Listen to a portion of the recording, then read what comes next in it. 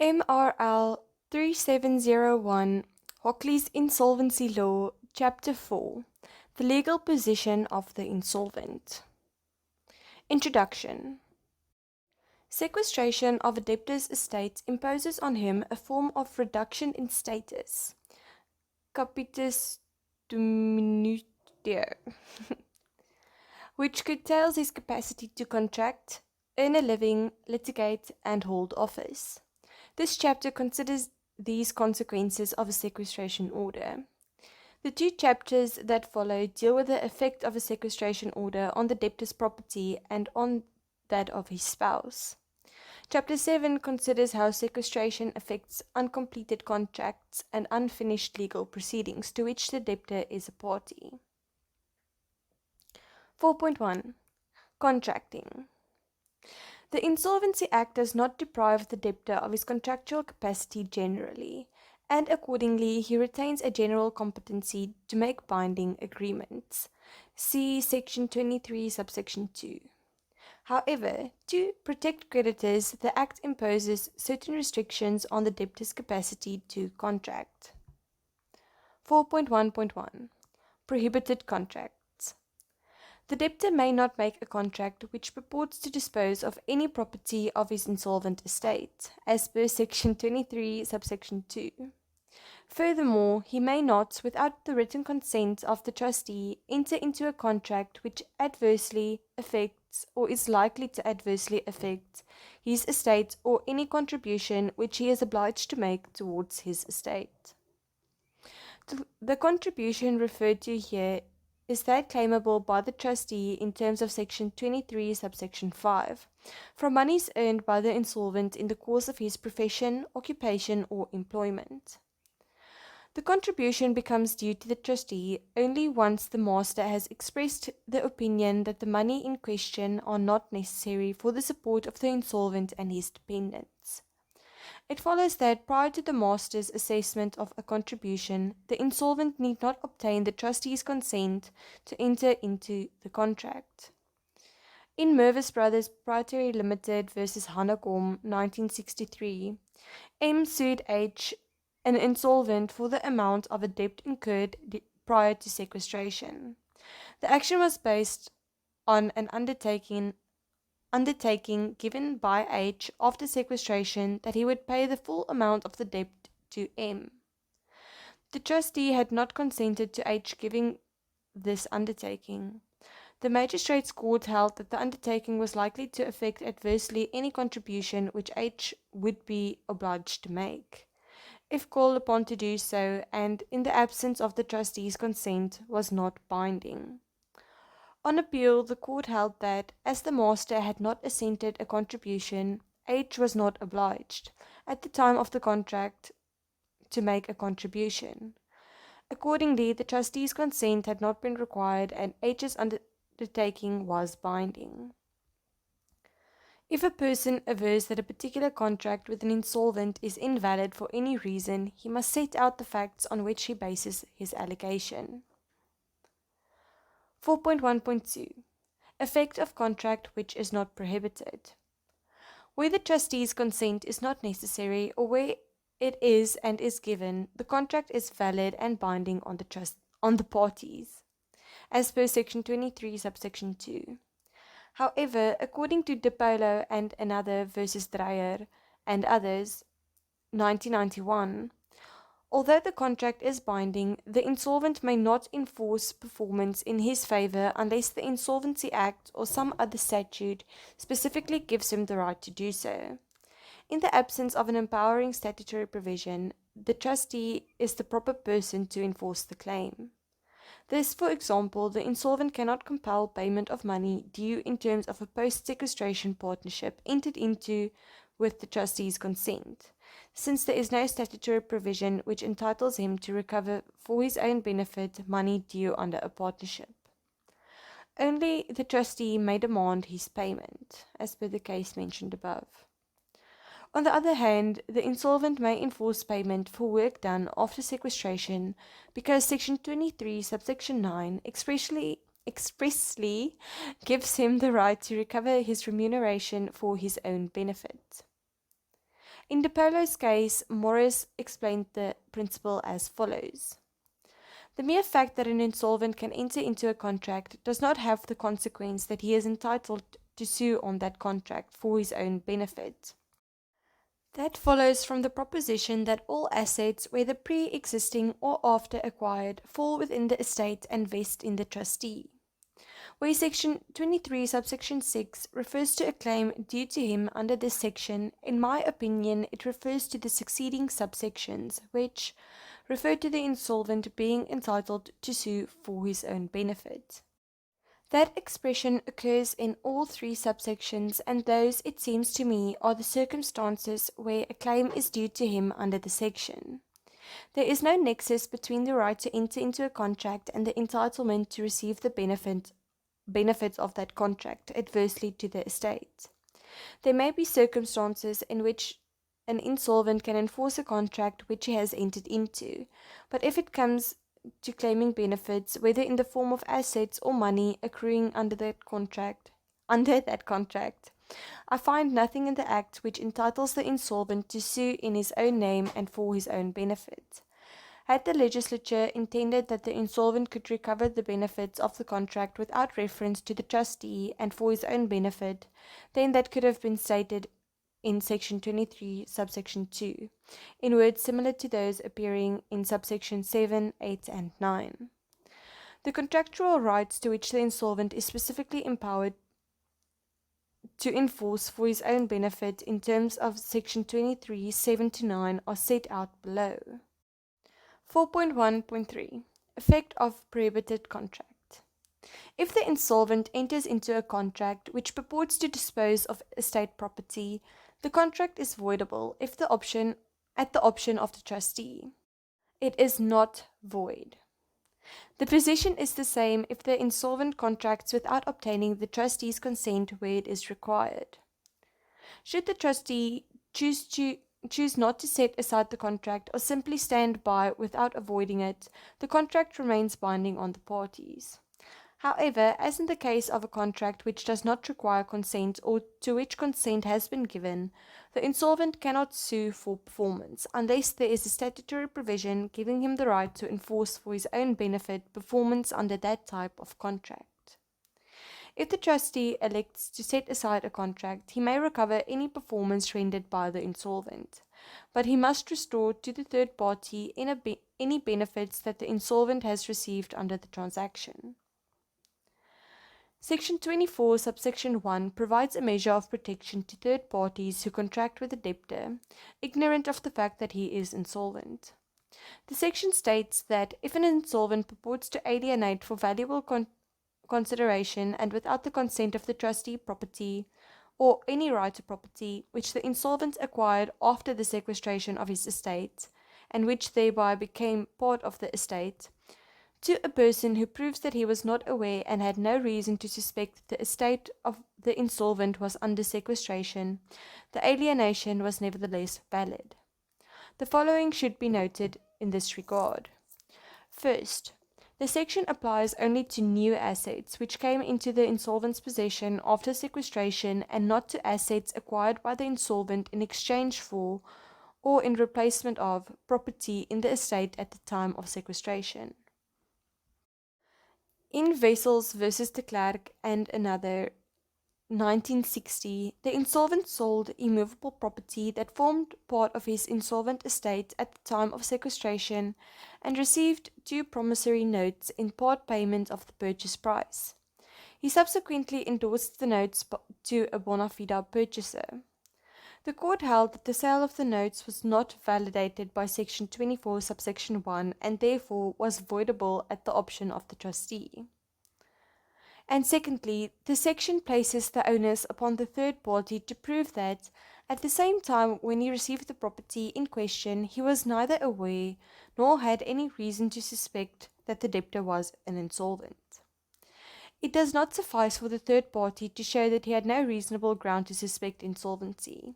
He must go further and establish that he had no reason whatsoever to suspect it. Number 4.2. Earning Livelihood. It being in nobody's interest that the insolvent or those dependent on him should be rendered destitute, he is allowed to follow any profession or occupation or enter into any employment as per Section 23, Subsection 3, and he may make whatever contracts are reasonably necessary for this purpose. But the insolvent may not, without the consent in writing of his trustee, carry on, be employed in any capacity in, or have any direct or indirect interest in, the business of a trader who is a general dealer or manufacturer, as pointed out in Section 23, Subsection 3. The term trader is widely defined in the Act under Subsection 2. It includes, among others, any person who carries on any trade, business, or undertaking in which property, movable or immovable, is sold, or is brought, exchanged, or manufactured for the purpose of sale or exchange, or in which building operations of whatever nature are performed. Neither general dealer or manufacturer is defined in the Act. It has been held that a milk depot selling only milk is not a general dealer for these purposes. The same conclusion was reached in regard to a restaurant business. In the State versus Van der Merwe 1980, the court, after considering the earlier cases, held that a general dealer is someone who trades at a fixed and recognized place in all sorts of wares and not just one kind or a few particular kinds. A consent to trade in a particular business does not entitle the insolvent to do anything other than trade in the manner specified in that type of business. But he may make contracts reasonably incidental to the type of business, including, it would seem, a contract of partnership. If the insolvent purchases a vocation without obtaining consent where it is required, he commits a criminal offence, as per Section 137, Subsection C. He cannot escape liability on the basis that he did not know consent was necessary. Furthermore, any contracts which he makes in the course of the unlawful vocation are voidable at the option of the trustee. Should the trustee give or refuse to consent to carry on a trade, any of the creditors or the insolvent, as the case may be, may appeal to the master whose decision is final. Observed in Section 23, Subsection 3. A copy of any consent given must immediately be forwarded by the trustee to the master.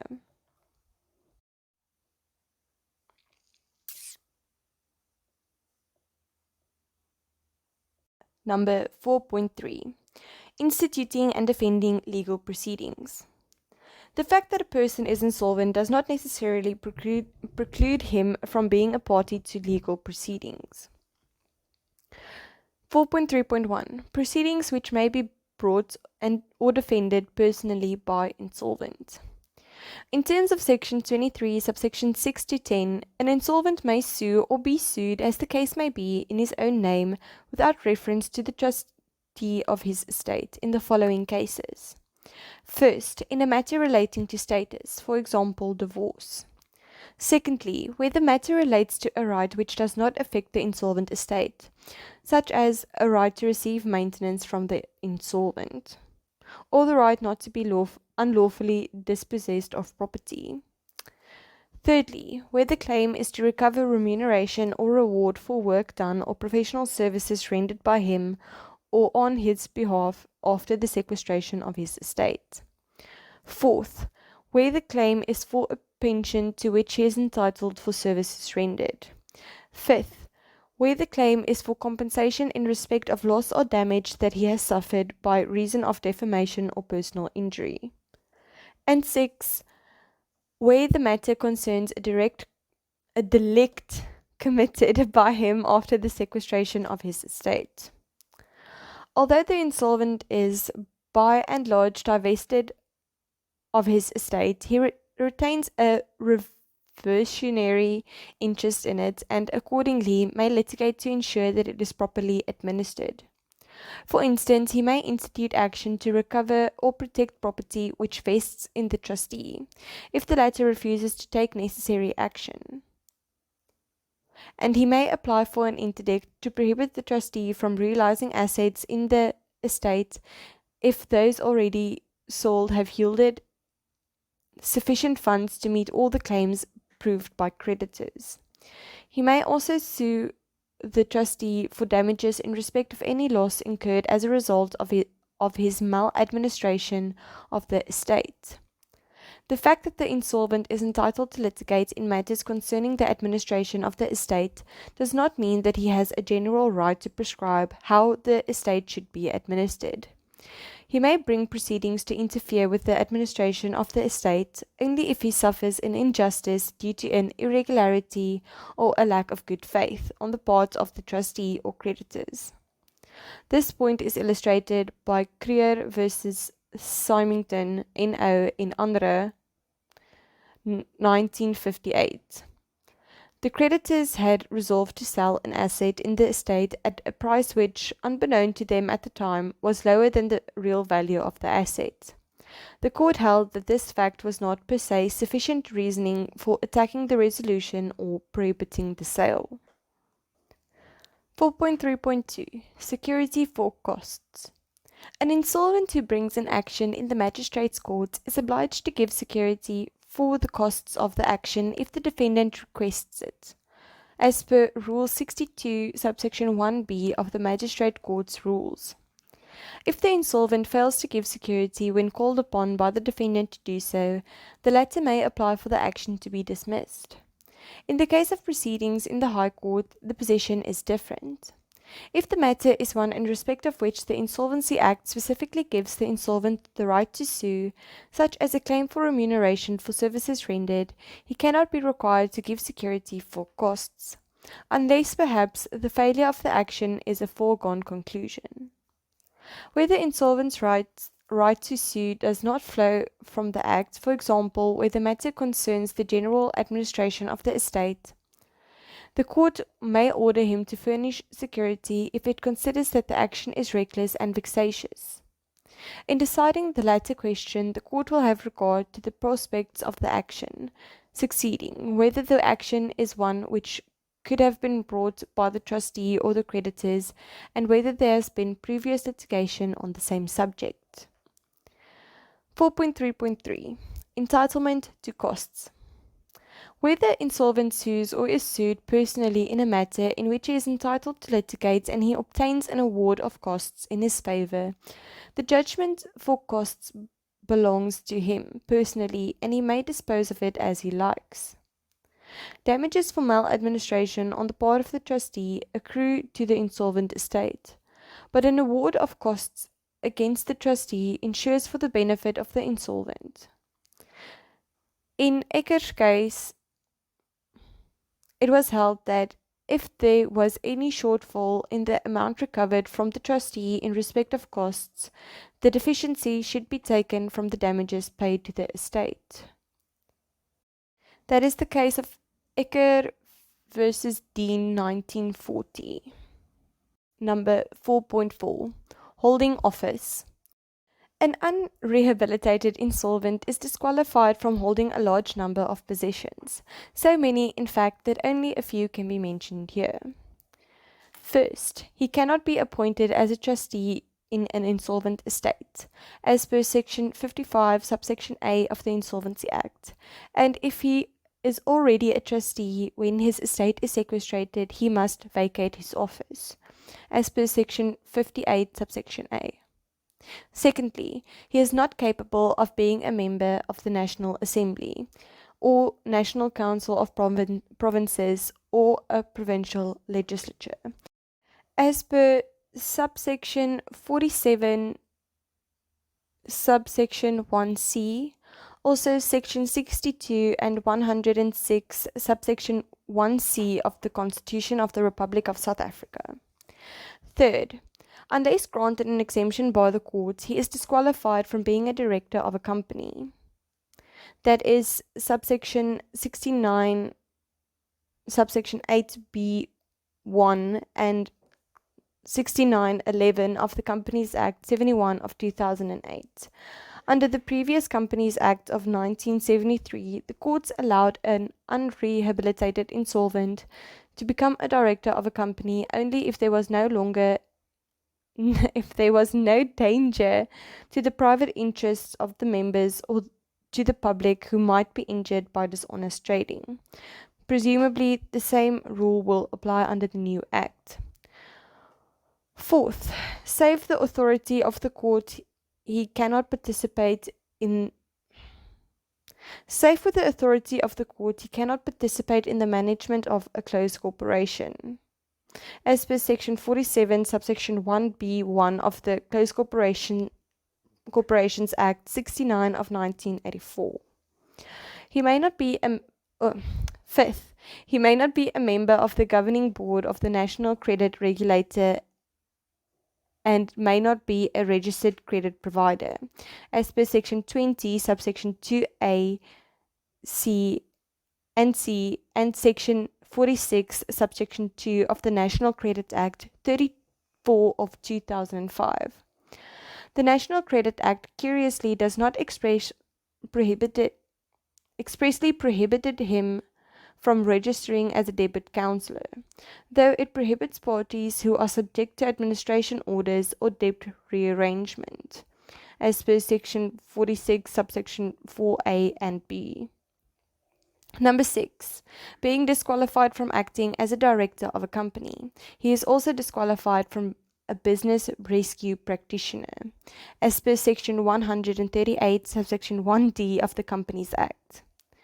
And he may not sit on the board of the Land and Agricultural Development Bank of South Africa, as per Subsection 1 and 10E of the Land and Agricultural Development Bank Act 15 of 2002. Number 7. If he is a practicing attorney, he faces removal from the role of practicing attorneys or suspension from practice by the courts on application by the law society in whose jurisdiction he practices, unless he can satisfy the court that despite the sequestration, he nevertheless remains a fit and proper person to continue as a practicing attorney. As per Section 22, Subsection 1E of the Attorneys Act 53 of 1979. The position is evidently different if he is a practicing advocate. An unrehabilitated insolvent is not expressly disqualified from continuing to practice as an advocate. As per Section 7 of the Admission of Advocates Act 74 of 1964. Number 8. To hold a Fidelity Fund certificate under the Estate Agency Affairs Act 112 of 1976. He needs a certificate from the trustee of the insolvent estate to the effect that he, the insolvent, is a fit and proper person to hold a position of trust and be issued with a Fidelity Fund certificate. Observed in Section 27, Subsection A2. Number 9. He cannot be a registered manufacturer or distributor of liquor as per Section 11, Subsection 2B of the Liquor Act 59 of 2003.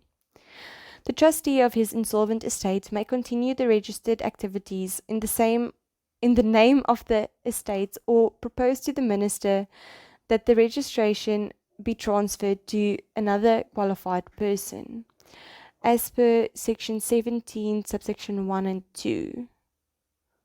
Section 1, you can see the definition of minister for some reason. Anyway, number 10. His office as executor of a deceased estate is not automatically terminated by the sequestration of his estate, provided he can otherwise perform his duties, as per Section 23 of the Administration of Estates Act 66 of 1965. The same applies to his tutorship or curatorship. However, he faces termination of his office if he does not lodge sufficient security with the master on written notice, as per Section 77, Subsection 3 of the Administration of Estates Act 66 of 1965. Number 11. If he is the trustee of a trust, the master may not remove him from office, as per Section 20, Subsection 2C of the Trust Property Control Act 57 of 1988. Sequestration of his estate will, in any event, terminate his trusteeship if the trust deed contains a provision to this effect. MRL3701 Hockly's Insolvency Law, Chapter 5, Vesting of the Assets of the Insolvent. Number 5.1, Vesting of Estate in Trustee. The function of the trustee is to collect the assets in the estate, realize them, and distribute the proceeds amongst the creditors in the order of preference laid down by the Act. To enable the trustee to do this, the Act provides that the effect of a sequestration order, including a provisional order as per Section 2, is to divest the insolvent of his estate and vest it in the master and thereafter in the trustee, once he has been appointed, as per Section 20, Subsection 1a. The vesting occurs even in respect of property which has been sold in execution of the debtor's estate, is sequestrated before delivery or transfer of the property concerned. If a provisional trustee is appointed, the estate vests in him before vesting in the trustee, as per Section 54, Subsection 5. The estate remains vested in the trustee until, first, the discharge of the sequestration order by the court. Secondly, the acceptance by creditors of an offer of composition made by the insolvent which provides that the insolvent's property will be restored to him. Or lastly, an order of the insolvent's rehabilitation is granted in terms of Section 124, Subsection 1. If a trustee vacates his office, is removed from office, or dies, the estate revests in the master until a new trustee is appointed. This can be seen in Section 25, Subsection 2. If there is a co-trustee, the estate remains vested in him. Number 5.2. Property which falls into estate. Subject to certain exceptions flowing from the Act and from other enactments, the insolvent estate comprises of the following. First, all property of the insolvent at that date of sequestration, including property or the proceeds thereof in the hands of a sheriff under a writ of attachment. And secondly, all property which the insolvent acquires or which accrues to him during sequestration, as per Section 20, Subsection 2, including any property that the insolvent recovers for the benefit of the estate where the trustee fails to take necessary action. In terms of Section 2, property means movable or immovable property wherever situate in the Republic, and includes contingent interests in property, other than the contingent interests of a fiduciary, heir, or legatee. Immovable property is defined as land and every right or interest in land or minerals which is registrable in a deeds registry within the Republic. By movable property is meant every kind of property and every right or interest which is not immovable property. Movable property includes a liquor license as per Section 118, Subsection A of the Liquor Act 2007 of 1989. And a right of action, other than one that the insolvent may enforce personally. Assets situated outside the Republic are not included, even though, if the debtor is domiciled within the jurisdiction of the court, the sequestration order divests him all of his movable property, wherever situated. Whenever an insolvent has acquired possession of property which is claimed by the trustee, it is deemed to belong to the insolvent estate unless the contrary is proved, as per Section 24, Subsection 2. But if a person who became a creditor of the insolvent after sequestration alleges that a particular asset does not belong to the estate and claims a right to the asset, it is deemed not to belong to the estate unless the contrary is proved. Sequestration of a joint estate makes both spouses insolvent debtors for purposes of the Act, with the consequence that the property of both of them, comprising their shares in the joint estate as well as separately owned property, vests in the trustee and is available to meet the claims of creditors. This, property inherited by a spouse to a marriage in community of property, forms part of the insolvent estate, even if the will contains a provision specifically excluding the property from any community of property. Property inherited by an insolvent during his insolvency falls into his insolvent estate, notwithstanding a contrary provision in the testator's will. However, If an insolvent refuses to accept property bequeathed to him or an insurance benefit of which he has been nominated as a beneficiary, the property or benefit in question does not vest in his estate.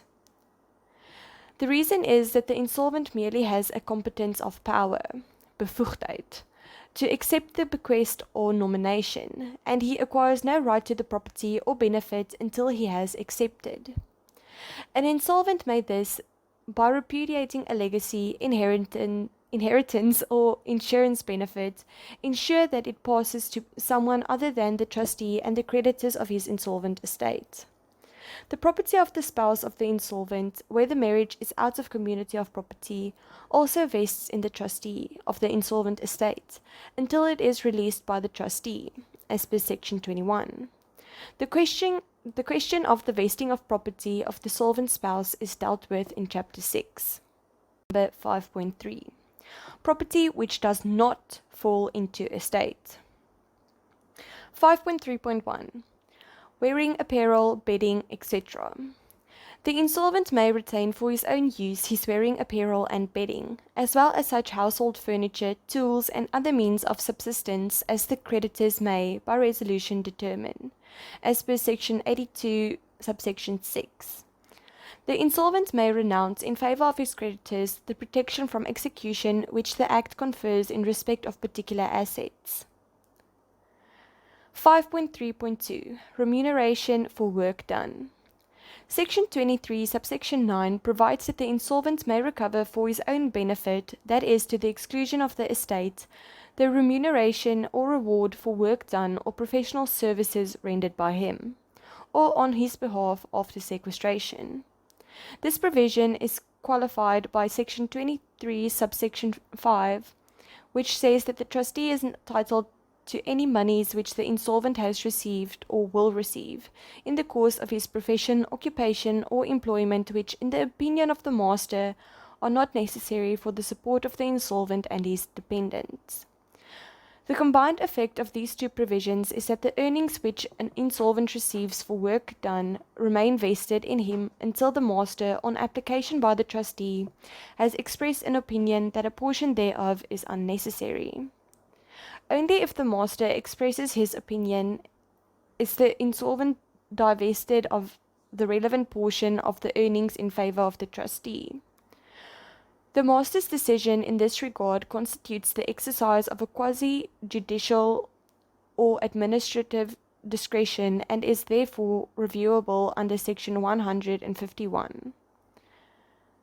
To enable the trustee to place sufficient details before the master for purposes of making an assessment, the Act places a duty on the insolvent to keep records of his earnings and to furnish these to the trustee on demand.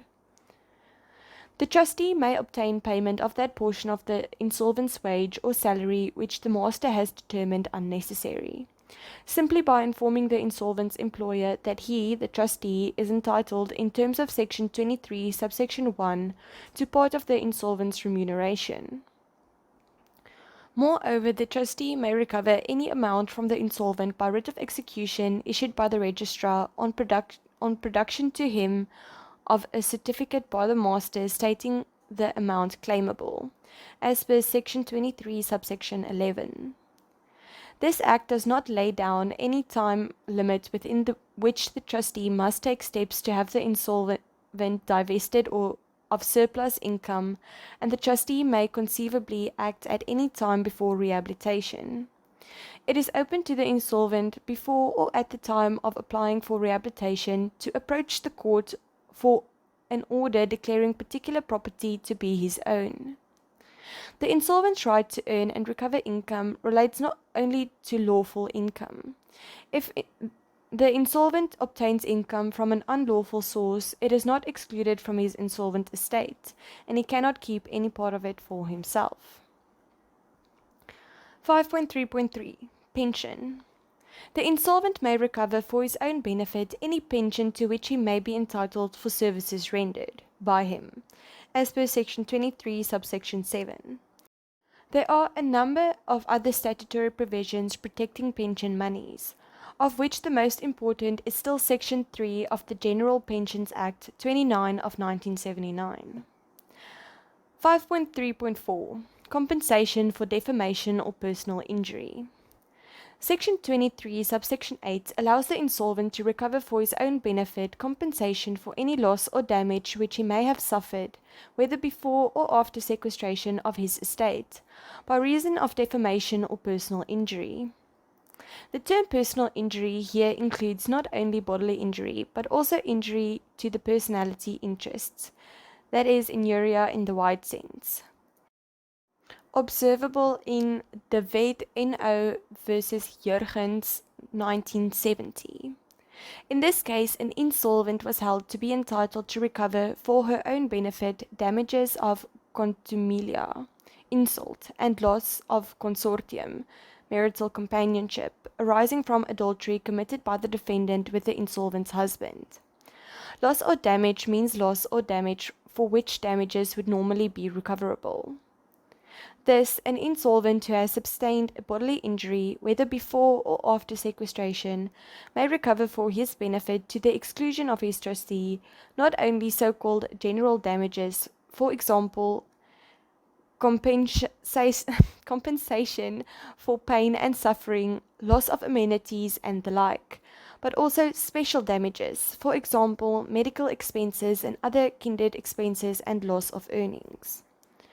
Prior to the Santam case, which is referenced as Santam Versekeringsmaatskappy BPK versus Creer 1978, the courts adopted the view that in an action for defamation, the right to recover compensation for damage to the insolvent in his business, that is, economic loss, vests in the trustee, and that the insolvent may recover for his own benefit only in respect of the injury to his reputation. In the light of Santam, it seems that this distinction is not valid. It follows from Section 23, subsection 8, that if prior to sequestration the insolvent is awarded an amount of compensation for defamation or personal injury, he may retain that amount as his own separate property. In terms of the proviso, Section 23, subsection 8, the insolvent may not, without leave of the court, institute an action against the trustee of his estate on the ground of malicious prosecution or defamation. 5.3.5 Compensation for occupational injuries or disease. Compensation payable or already paid to an employee in terms of the Compensation for Occupational Injuries and Diseases Act 130 of 1993 would seem to be excluded from the insolvent estate on the basis that it is compensation for loss or damage suffered as a result of personal injury. Another possible ground for the exclusion of Section 32, subsection 1b of this Act, which provides that compensation is not subject to attachment or any other form of execution by an order of court. 5.3.6 Benefits payable to minor. The rights of a minor to a benefit or a gratuity or money paid to the minor as such does not form part of his insolvent estate, as per Section 131, subsection 1 of the Occupational Diseases in Mines and Works Act 78 of 1973. 5.3.7 Unemployment insurance benefits. Section 33 of the Unemployment Insurance Act 63 of 2001 provides that benefits to which an employee is entitled in terms of the Act are not capable of being assigned or attached by any order of the court, except one relating to maintenance of the defendant, including the former spouse and that employee. And it may possibly be contended on the basis of this provision that benefits in terms of the Act do not vest in the employee's insolvent estate. The matter is not free from doubt. 5.3.8 Insurance policies. Number 1. Policies covering liability to third parties. If, prior to sequestration, the insolvent was insured against liability to third persons and incurred a liability covered by the policy, his rights against the insurer pass, upon sequestration, to the third person and not the insolvent estate. In terms of Section 156, the third person is entitled to recover directly from the insurer the amount of the insolvent's liability, but not more than the maximum amount for which the insurer has bound himself to indemnify the insolvent. The third party, being vested with the insolvent's rights, may proceed directly against the insurer and need not first obtain judgment against the insolvent estate, or enter into an agreement with the trustee with regard to the claim. The following should be noted with regard to Section 156. First, the section is applicable not only where the insolvent insured himself against liability to third persons, but also where another person took out a policy extending such cover to the insolvent. The section merely requires that the insurer be contractually bound to indemnify the insolvent. Whether this is because of a contract between the insurer and the insolvent or one between the insurer and someone else does not matter. In the case of Unitrans Freight Proprietary Limited versus Sumtom Limited 2004, the court accepted that the section was applicable where the insolvent enjoyed insurance cover by virtue of an extension clause in another party's policy. Secondly, this section is restricted to insurance against liability to third parties under a policy of indemnity insurance. The section has no application, for example, where the policy obliges the insurer to compensate the insolvent only for damage to property. Third, this section does not give the third person greater rights against the insurer than the insolvent had under the policy. So the insurer may refuse to compensate the third party beyond the maximum amount stipulated in the policy. And the insurer may resist the third party's claim by showing that the insurance contract is not enforceable, or by invoking a defense which the insurer had against the insured.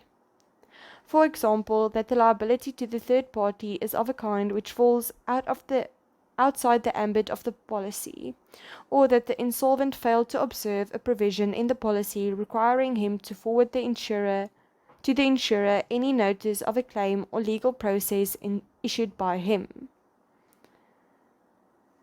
Number 2, life policies and etc. Section 63, Subsection 1 of the Long-Term Insurance Act 52 of 1998 excludes certain insurance benefits from the insolvent estate. Namely, first, the policy benefits provided or to be provided to the insolvent under the assistance, life, disability, or health policy, or a number of such policies which has been in force for at least 3 years and in which the insolvent or his or her spouse is the life insured, as per Section 63, Subsection 1a. And secondly, any assets which the insolvent acquired exclusively with such policy benefits, as per Section 36, Subsection 1a, within a period of 5 years from the date on which they were provided, as per Section 63, Subsection 2a. The policy benefits or assets are excluded to an aggregate amount of 50,000 rand, or such other amount as the Minister of Finance may prescribe, as per Section 63, Subsection 2b. For example, if the insolvent is named beneficiary of policies totaling 80,000 rand, he is entitled to 50,000 rand and the remaining 30,000 rand vests in his insolvent estate. Section 63, Subsection 1 does not apply if the policy benefits in question are payable to a third person and not the insolvent. The right to the benefits in such a case vests in the third person, once he communicates his acceptance to the insurer, and there is, therefore, no question of their becoming part of the insolvent estate. A life policy taken out by the insolvent in favor of a third person is an asset in the insolvent estate, to the extent that the trustee is vested with any right that the insolvent had to surrender the policy prior to his death and obtain a payment of the surrender value. However, beyond this, the trustee has no claim in respect of the policy. The onus is on the insolvent to prove on a balance of probabilities that he is protected by Section 63, Subsection 1, as per Section 63, Subsection 3. The protection provided by the section is not available with regard to a debt secured by the policy. This is contained in Section 63, Subsection 1. The Act states further that the policy benefits in question may not during the lifetime of the life insured be attached or subjected to execution under a judgment of a court, and may not on the insolvent's death be used to pay his debts if he is survived by a spouse, child, stepchild, or parent. 5.3.9 Share in the accrual. In a marriage which is subject to the accrual system, the right of a spouse to share, in terms of the Matrimonial Property Act 88 of 1984, in the accrual of the estate of the other spouse does not form part of the insolvent estate of the first spouse, which is contained in Section 3, Subsection 2 of that Act. This claim only arises upon the dissolution of the marriage. 5.3.10 Trust, property, or funds. As a rule, money or property transferred to an agent to enable him to carry out his mandate falls into the insolvent estate of the agent. This position is different with regard to trust, property, and funds. First, the assets of a duly constituted trust, although vesting in the trustee, do not form part of his personal estate on insolvency. This is observed in Section 12 of the Trust Property Control Act 57 of 1988. Secondly, money held in the trust account of an attorney, notary, or conveyancer, or of an estate agent does not form part of the insolvent estate of the person concerned unless and until all claims against the trust accounts have been satisfied and a balance remains in the account. This is observed in Section 78, Subsection 7 of the Attorneys Act 53 of 1979, or Section 32, Subsection 8 of the Estate Agency Affairs Act 112 of 1976. Similarly, the amount standing to the credit of a sheriff's trust account is excluded from his insolvent estate, as per Section 23, Subsection 3 of the Sheriff's Act 90 of 1986. And thirdly, trust property invested, held, kept in safe custody, controlled, or administered by a financial institution or a nominee company does not form part of the assets or funds of that institution or company, as per Section 4, Subsection 5 of the Financial Institutions Protection of Funds Act 28 of 2001. The same exclusion applies to an authorized user, as defined in Section 1 of the Security Services Act 36 of 2004, authorized by an exchange to perform security services under the exchange rules. Funds in a trust account of an authorized user, as well as any funds which have not been deposited into a trust account but which are identifiable as belonging to a specific person, are considered to be trust property as defined in the Financial Institutions Protection of Funds Act, and that Act applies to those funds subject to Section 27 of the Securities Service Act, Section 27, Subsection 3. Any excess left in a trust account after payment of or provision for all claims of persons whose funds have or should have been deposited in the trust account is not trust property as contemplated in Section 27, Subsection 3. This is also observed in Section 27, Subsection 5. The term trust property here applies only to property held in trust by the relevant institutions or company itself, and accordingly the exclusion does not extend to trust monies deposited into an account by an attorney. 5.3.11 Right of labor tenant to land or right in land. If the insolvent is a labor tenant and entitled to apply for an award of land or a right in land under the Land Reform Labor Tenants Act 3 of 1996, his rights in this regard does not form part of his insolvent estate, as observed in Section 39, Subsection C. 5.3.12 Friendly Society Monies and Assets. Monies due as benefits under the rules of a friendly society to a member who retires having been a member for at least 3 years do not fall into his insolvent estate, as per Section 48A, Subsection 1 of the Friendly Societies Act 25 of 1956. However, if the benefit has been pledged, only the amount by which the value of the benefit exceeds the secured liability is excluded from the estate. This is observed in Section 48A, Subsection 2. Number 5.3.13. Property acquired with money from above sources. Property acquired with money from any of the above sources does not vest in the trustee. This applies equally to property acquired with remuneration in respect of work done. The property, like the remuneration itself, is prima facie the property of the insolvent, and it remains so in the absence of any opinion by the master that the remuneration or part of it was not necessary for the support of the insolvent or his dependents. In Ex parte Fowler 1937, the insolvent, after his sequestration, had lived frugally on his salary and had accumulated an estate consisting, inter alia, of certain fixed property registered in his name. There was no evidence that the master had at any stage considered whether there was a surplus of earnings above the amount necessary for the support of the insolvent and his dependents. The court, in rehabilitating the insolvent, held that the fixed property vested in him and granted an order authorizing the Registrar of Deeds to make an endorsement on the title deeds to this effect. Number 5.4. Disposal of estate property by insolvent. An insolvent, for obvious reasons, cannot dispose of property that forms part of his insolvent estate. But the Act allows for one exception to this rule.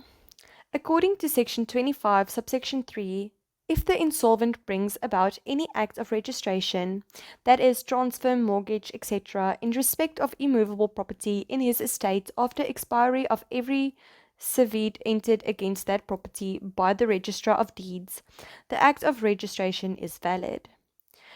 A civet, as will be seen later, is entered on the title deeds of the immovable property in the insolvent estate to prevent an insolvent from transferring the property or registering any rights over it. Expiry of a civet does not revest the property concerned in the insolvent, and hence, in principle, any transfer or other acts of registration brought about after expiry would be void. Section 25, Subsection 3, however, renders it valid. According to Section 25, Subsection 4, if an insolvent unlawfully disposes of immovable property or a right to immovable property which forms part of his insolvent estate, the trustee may, notwithstanding the provisions of Section 25, Subsection 3, which, as we have seen, may render the disposal valid, recover compensation in respect of the property or right disposed of. The trustee is entitled to recover from, first, the insolvent personally; secondly, a person who acquired the property or right knowing it to be part of the insolvent estate; or lastly, a person who did not know that the property or right formed part of an insolvent estate, but who acquired it without giving sufficient value in return, as per Section 25, Subsection 4. The trustee may claim in the first two instances the value of the property or right, and in the last instance the difference between the value of the property or right and whatever value the defendant gave in return. The trustee thus has two possible remedies where the insolvent disposes of immovable property or a right to immovable property forming part of the insolvent estate. The trustee may claim return of the property or right itself, on the basis that he is the owner or holder and the disposal was invalid. or he may claim compensation in respect of the property or right from the insolvent or the person who acquired it, on the basis of Section 25, Subsection 4. The claim for return of the property or right is excluded, however, if the disposal occurred after all servets entered against the property has expired. 5.5. Acquisition of new estate during insolvency. In view of the fact that various property does not vest in the trustee, it is clear that the insolvent may, during the period of his insolvency, acquire a new estate and hold it with a title adverse to his trustee. The courts have held that the after acquired estate can in turn be sequestrated. MRL3701, Hockly's Insolvency Law, Chapter 6, Vesting of the Assets of the Solvent Spouse. Number 6.1, Vesting of Assets in Trustee. In Chapter 5, it was explained that the effect of a sequestration order is to vest the property of the insolvent in the master and thereafter in the trustee, once he has been appointed. In terms of Section 21, Subsection 1, the additional effect of the sequestration order, which by definition includes a provisional order, see Section 2, is to vest the separate property of the spouse of the insolvent in the master and subsequently the trustee, as if it were the property of the insolvent estate, and to empower the master or trustee to deal with the property accordingly. Sequestration, this, makes the trustee owner of the solvent spouse's property in the same way as it makes him owner of the insolvent's property. The transfer of ownership is not intended to be permanent, since the solvent spouse may secure the release and thereby regain ownership of assets falling within the categories set out in Section 21, Subsection 2. However, until an asset is actually released, the solvent spouse is none of the ordinary powers of ownership over it and cannot, for example, dispose of it or encumber it. Section 21 was introduced to prevent or at least hamper collusion between spouses to the detriment of creditors of the insolvent estate. In particular, to make it difficult for the insolvent and his spouse to deprive the estate of assets to which it is entitled by pretending that they are the separate property of the solvent spouse. The section still performs this function. However, over the years, Section 21 has also come to serve the wider purpose of assisting the trustee in determining all cases, that is, even when no collusion is present, which items of property in the possession of the spouses belong to the insolvent estate. This is often a matter of complexity for the spouses themselves, and hence is even more difficult and complex for a trustee who comes as a complete stranger to the spouse's financial affairs. In Harkson v. Lane, N.O., it was contended that Section 21 is invalid for violating the solvent spouse's constitutional rights, in particular the right not to have property expropriated without compensation, and the right to equality before the law and not to be unfairly discriminated against. The majority of the Constitutional Court rejected the contention. Its reasoning may be summarized as follows. First, the section cannot be regarded as expropriating the solvent spouse's property, since it does not contemplate a permanent transfer of ownership to the master or the trustee. The purpose of the section is merely to ensure that the insolvent estate is not deprived of property to which it is entitled. Secondly, the section does indeed differentiate between the solvent spouse and other persons who might have had dealings with the insolvent. But this differentiation is legitimate and does not infringe the right to equality before the law, because the section has a legitimate purpose, and the differentiation has a rational connection to that purpose.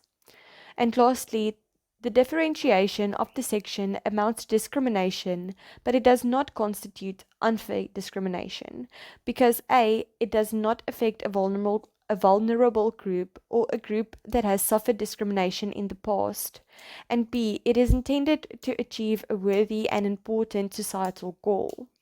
that is, protecting the rights of creditors of insolvent estates.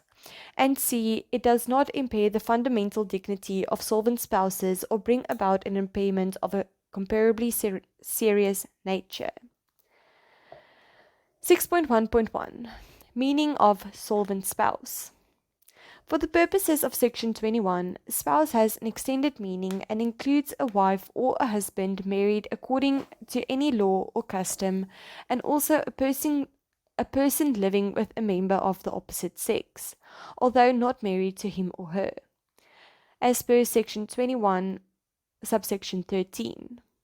However, according to Chaplain N.O. v. Gregory 1950, on the insolvency of a married man or woman who is living with a third person, that is, not the legal spouse, only the property of the legal spouse and not that of both the spouses and the third person vests in the trustee. Parties of the same sex who have concluded a civil union, as defined in the Civil Union Act 17 of 2006, qualify as spouses for the purposes of Section 21, and are subject to its provisions. A civil union is a voluntary union of two persons who are both 18 years of age or older, which is solemnized and registered as a marriage or civil partnership in accordance with the procedures prescribed in the Act, to the exclusion, while it lasts, of all others, as per Section 1, Civil Union. The legal consequences of a marriage under the Marriage Act 25 of 1961 apply with the necessary contextual changes to a civil union, as per Section 13, Subsection 1 of the Civil Union Act 17 of 2006, and with certain exceptions, any reference to a husband, wife, or spouse includes a civil union partner, as per Section 13, Subsection 2. Section 21 applies only where there is indeed a solvent spouse.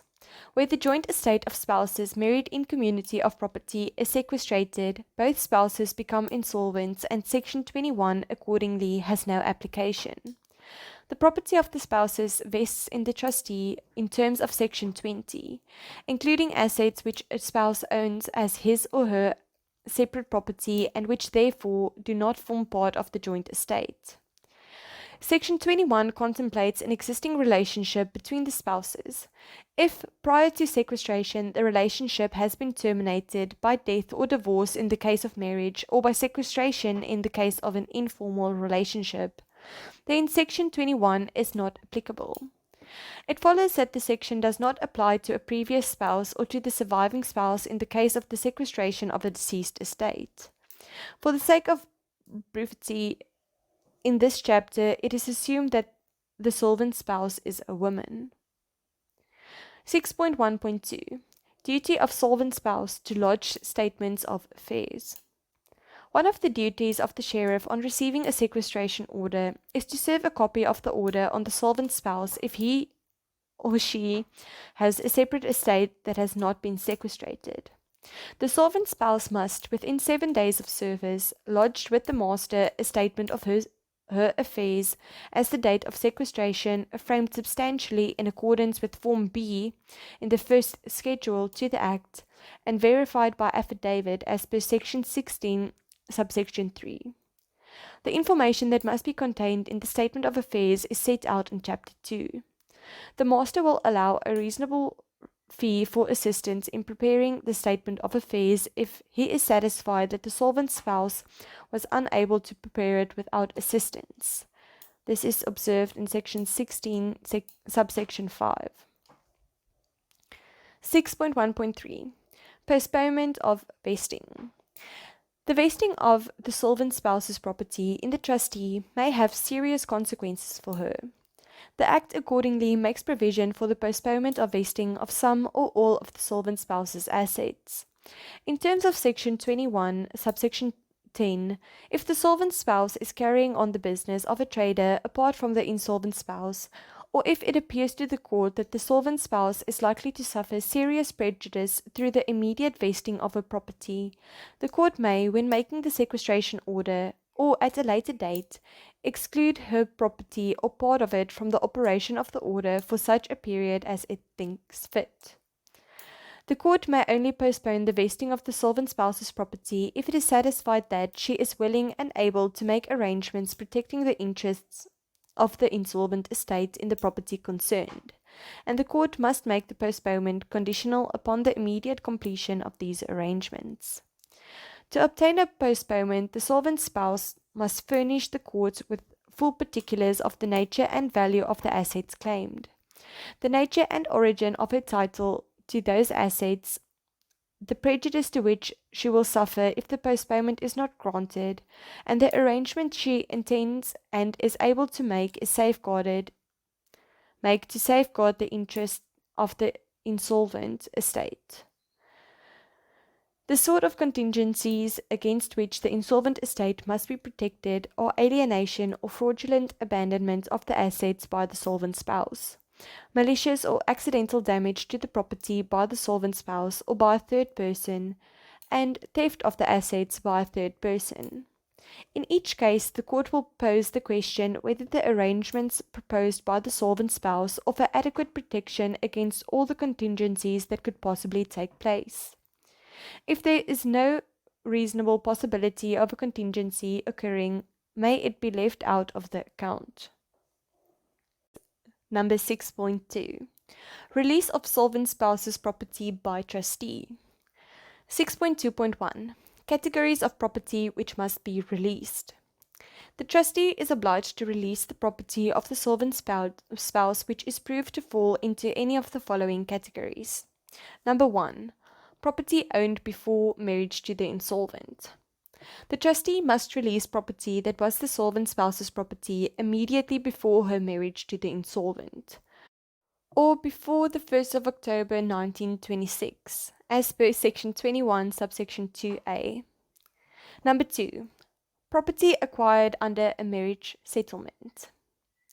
Another category of property which the trustee must release is that acquired by the solvent spouse under a marriage settlement, as per Section 21, Subsection 2b. The solvent spouse need not prove that the settlement was bona fide. She would have to prove this to avoid having the donation set aside as a disposition without value in terms of Section 27. But Section 27 and 21 are quite independent of each other. In Turnbull versus Van Zyl, N.O. 1974, it was pointed out that an antenuptial contract is interpreted in accordance with the general rules of interpretation applicable to ordinary contracts, and that if the terms of a donation in the contract are too uncertain to be enforced, the solvent spouse cannot rely on the donation to obtain release of the property. The court held that a clause in an antenuptial contract setting upon the wife all household furniture and effects was too vague to be enforced and therefore is not a valid ground for releasing the items claimed by the solvent spouse. Third, property acquired by valid title during the marriage. The trustee is obliged to release property which was acquired by the solvent spouse during her marriage with the insolvent by a valid title against creditors of the insolvent, as per Section 21, Subsection 2c. This would include property bought by the solvent spouse from her own earnings or proceeds of her personal property and donations received from her friends and family. A donation between spouses, although formally invalid, is now permitted, as per Section 22 of the Matrimonial Property Act 88 of 1984, and is therefore enforceable, provided it is sufficiently certain and the formalities required by Section 5 of the General Law Amendment Act 50 of 1956 have been observed. The latter section provides that an executory contract of donation, that is, one that has not been fully performed, must be embodied in a written document signed by the donor or by a person acting on his written authority granted by him in the presence of two witnesses. In the result, if the solvent spouse has acquired an asset from the insolvent as a direct gift or with money provided by the insolvent, she has acquired the asset with a title adverse to the insolvent's creditors and the trustee must release it. The fact that the insolvent made the donation with the specific purpose of shielding the asset in question from the creditors and providing his wife with financial security does not affect the position. We can observe this in Rens versus Gutman NO 2003. However, the trustee may, of course, subsequently institute proceedings in terms of Section 26 to have the gift set aside as being a disposition without value. Obviously, to provide the solvent spouse with a valid title, the transaction by which she acquired the property must have been a genuine one, concluded in good faith. If it was a simulated or collusive transaction designed to deceive or defraud creditors, the trustee may disregard it. An important factor in determining the question of bona fide is whether the parties at the relevant time were aware of the alienator's actual or imminent insolvency. Number 4. Property protected under certain other provisions. Section 21, subsection 2d provides for the release of property protected by various other provisions, but this section has become obsolete because the relevant provisions no longer exist. Section 44, subsection 1 and 2 of the Insurance Act 27 of 1943, which protected part of the value of certain life policies ceded to or taken out in favor of a solvent wife, was found to be unconstitutional and thus void. The Insurance Act 27 of 1943 has now been replaced by the Long-Term Insurance Act 52 of 1998, which contains no provision similar to Section 44. Number 5. Property acquired with proceeds of the above. The trustee is also obliged to release property acquired with any of the property mentioned above or with the income or proceeds of that property, as per Section 21, subsection 2e. 6.2.2 Onus of proof. The onus is on the solvent spouse to prove that the property she claims fall within a particular category.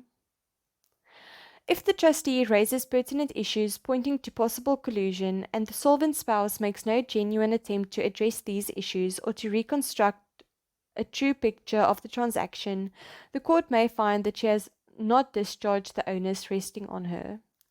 On the other hand, if the solvent spouse gives a plausible explanation establishing her title to the property and the trustee fails to deal specifically with her allegations or provide any contradictory evidence, she may be held to have discharged her onus. In Bernard versus Klein, N.O., the solvent spouse provided evidence to show that she had obtained the money to pay for the property in question from various sources, including the sale of her engagement ring and donations from her mother, father-in-law, and brother-in-law. The trustee did not allege any facts to refute this, but simply said that he suspected that the solvent spouse had received money from the insolvent and that the solvent spouse's evidence was doubtful and suspicious. The court held that the solvent spouse's version of events, although not without some strange features, was acceptable per se, and, as it was the only version before the court, it had to be believed. 3.2.3 Procedure for release of property. The Act does not stipulate what procedure must be followed to obtain the release of assets. The practice is for the solvent spouse to apply to the trustee for the release of property, but she is not obliged to take this course and may approach the court directly. When applying to the trustee, the solvent spouse is normally required to provide him with an affidavit setting out the nature and origin of her title to the property and any document supporting her allegations, that is, invoices, receipts, paid checks, etc. Affidavits by third parties able to vouch for the genuineness of her claim may also be included. The trustee must bring his mind to bear on the claim and must consider any statements by third persons which the solvent spouse submits to establish it. If the solvent spouse proves, on a balance of probabilities, that an asset falls into one of the prescribed categories, the trustee is obliged to release it forthwith. He cannot refuse to do so on the basis that he may be entitled to set the transaction aside under another section of the Act. Moreover, a creditor has no power to intervene and prevent the trustee from releasing the asset. If the vesting of certain assets has been postponed, the solvent spouse must, during postponement, lay before the trustee evidence of her claim to the assets, and the trustee must notify the solvent spouse in writing whether or not he will release them, as per Section 21, Subsection 10. 6.2.4 The effect of release by trustee. Where the trustee has released property to the solvent spouse, he is not debarred from proving subsequently that it belongs to the insolvent estate from recovering it accordingly. This is observed in Section 21, Subsection 12. The court can, moreover, on application by the trustee or a creditor, grant an interdict prohibiting the solvent spouse from selling, mortgaging, or otherwise disposing of the released property, pending an action to set aside the transaction under which the solvent spouse acquired the property. Number 6.3. Release of property by court. Should the trustee refuse to release property claimed by the solvent spouse, she may apply to the court for an order releasing the property or staying the sale of the property, as per Section 21, Subsection 4. If the property has already been sold but the proceeds have not yet been distributed among creditors, the solvent spouse may ask for an order declaring that she is entitled to the proceeds. She may approach the court without first applying to the trustee, but this could have adverse cost implications for her. The court may make whatever order on the application it considers just. It will ordinarily order the release of property which the solvent spouse proves falls within one of the prescribed categories. But it will consider each application on its merits and may, in exceptional circumstances, apply some other principle, such as estoppel. Section 21, Subsection 12, which allows the trustee to recover property which he has released to the solvent spouse, does not apply where the court has ordered the release of the property. In other words, once the court has made an order, the matter is res judicata between the parties. Number 6.4. Release of solvent spouse's creditors in respect of property not released. The separate creditors for value of the solvent estate are entitled to prove their claims against the insolvent estate in the usual way, and having done so, are entitled to share in the proceeds of the solvent spouse's property, that is, that not released, in priority to the separate creditors of the insolvent estate, as per Section 21, Subsection 5.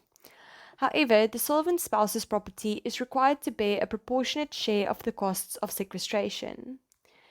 The fact that the solvent spouse's creditors have proved claims does not entitle them to share in the separate assets of the insolvent estate or to vote at a meeting of creditors. If any property of the solvent spouse has been released by the trustee or the court, the separate creditors of the solvent spouse are not entitled to share in the proceeds of the solvent spouse's property, realized by the trustee only if they have excused the property released as well as any property acquired by the solvent spouse since the sequestration. This is observed in Section 21, Subsection 6. Before awarding a creditor a share in the proceeds of the solvent spouse's assets, the trustee may require the creditor to lodge with him, within a period fixed by the master, an affidavit supported by any available evidence, setting forth the result of the execution and disclosing the balance of his claim which remains unpaid, as per Section 21, Subsection 7. The creditor is then entitled to share in respect of that balance only, but if he has incurred costs in executing the proceeds of that property, he is entitled to add the amount of the cost to the amount of his claim as proved. If during the period fixed by the master, a creditor fails to execute the property of the solvent spouse available for satisfaction of his claim, or fails to lodge the required affidavit, he loses all right to share in the proceeds of the solvent spouse's property, unless the court orders otherwise. This is observed in Section 21, Subsection 8. Number 6.5. Sequestration of solvent spouse's estate. The solvent spouse cannot surrender her estate while it vests in the trustee, but civil proceedings against her are not stayed, and if she commits an act of insolvency, her estate may be sequestrated by a creditor.